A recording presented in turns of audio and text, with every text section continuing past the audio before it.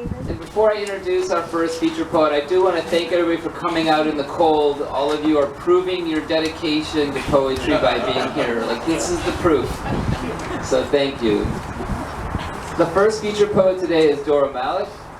I would imagine most of you here know her. She is the author of 4 books of poems, most recently Stet and Flourish. And I did see that copies of Stet are available in the back for sale afterwards. So pick up a copy. I'm sure she'd be happy to sign it for you. Her honors include a Ruth Lilly Poetry Fellowship, an Amy Clampitt Residency Award. She has poems in the Best American Poetry in 2015 and 2021. She has new poems and translations in the current issue of Smartish Pace. Dora is an associate professor in the writing seminars at Johns Hopkins University, and she is the editor-in-chief of the Hopkins Review. Please welcome Dora Malech.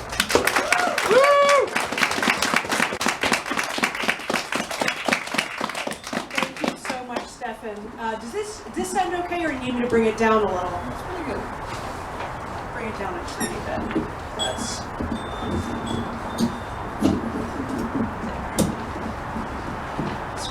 This way I won't be fiddling with it. Perfect, there. That's good. So my most recent book to come out is called Flourish, and it came out in March 2020, which I highly recommend as a time to launch a new book to the public. And the good news and the bad news is that the print run has sold out. That's the good news. The bad news is I found out like now. And there are copies back there. There are copies of 2 previous books, which is great. So I stand by those, and you can seek out Flourish elsewhere in the world, including from me personally, if you want it that much. But so I think I'm only going to read 1 poem from it, and then read new work. A bunch of the amazing MFA grad students that I work with at Hopkins are here, and they give me the opportunity to read their new work all the time, so I feel like it's only right to read more recent work of my own. But I liked the idea of starting with the spring poem. We're going to make spring come by hook or by crook. And so I'll read one too, and we'll see if our powers can work together. Each year I snap the twig to try to trap the springing, and I relearn the same lesson. You cannot make a keepsake of this season. Your heart's not the source of that sort of sap, lacks what it takes to fuel, rejects the graft, though for a moment it's your guilty fist that's flowering. You're no good host to this extremity that points now, broken, back at the dirt as if to ask, are we there yet? You flatter this small turn, tip of a larger book of matches that can't refuse its end, refuse itself, unflare. Sure, now forget again. Here's a new green vein, another clutch to take, give, a handful of seconds.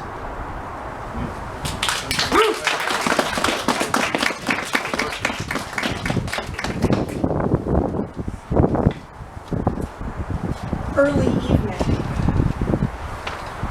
From her high chair in Banditos, a broken chip in each hand, her gaze lifts toward the row of painted skulls above the door. I watch her study the rank and file rainbow of the dead, taking in their shadowed sockets over lipless grimaces before finally deciding what they are. Happy babies wearing sunglasses. I could try to provide context or tell her something true of what's inside of us. Instead, I look to the low sun streaming through the window and say, yes, see, it's still very bright outside. I promised a past self I would resist the shielded, sanitized, but now I lose my nerve. Buy us another minute in which the worms are just resting in the puddles and the bees are sleeping on the sills. Passing the junk shop later on the walk home, I let her point to a perch behind patinaed bars. Birdhouse, and even repeat after her, yes, a birdhouse, when all I'd have to say is cage.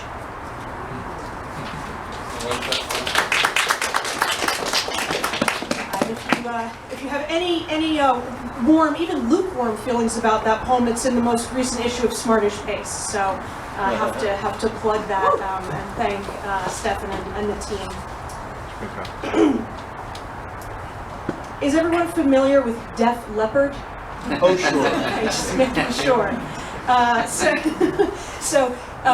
Def Leppard is in the category of music that I will only listen to when I have no witnesses. This is sort of about that. It's called Rearview Mirror. One lump or two is a Leopard lyric I suspect no one has heard in full outside a moving vehicle since this century's turn. But even a window cracked and the leopard cranked can still confect me. Spin me a drive-by sugar sculpture, Carlot's wife. Sucralose, neck stuck on swivel past the slashed prices. Mouth ajar at a buzzing's searchlight sweep across these fillings. What makes another a mother's obvious just takes a second lump. Nursing this mom-fat concoction scrawled to go with some off-brand of my name, doe a dearer, doe a dyer, dorsal fin, fine fen. I admit all I was willing to sell to sit idling inside a song.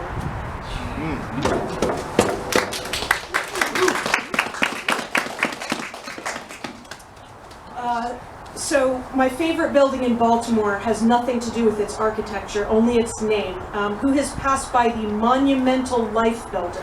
Okay, yes. Totally nondescript building. The name I find captivating. It's, the idea of building a monumental life, which I know is not what they do in there, but Monumental Life building. And at the end, I reference a statue's absence, and that is the plinth, the platform where the Confederate monument was taken down near the Art Museum. It's a very Baltimore point. Monumental Life building. The name, a gauntlet, thrown down Chase and Charles streets, rendering each pedestrian just that, ordinary, transient, wondering what veined stone sourced from what dark quarry, what winch and hoist and labor might suffice to build a monumental life. And what so vast that hasn't taken its tithe or more, tip of a worker's finger or more, capillary christened. Up the road, a now bare plinth shrugs perpetual disavowal of past purpose, where, look, my daughter, smallest in her class, pointed one afternoon as a young man hopped atop it to juggle in its statue's absence. I can still feel her other hand in mine, and somehow too the quick palm thud and twitch aloft of his brief constellation.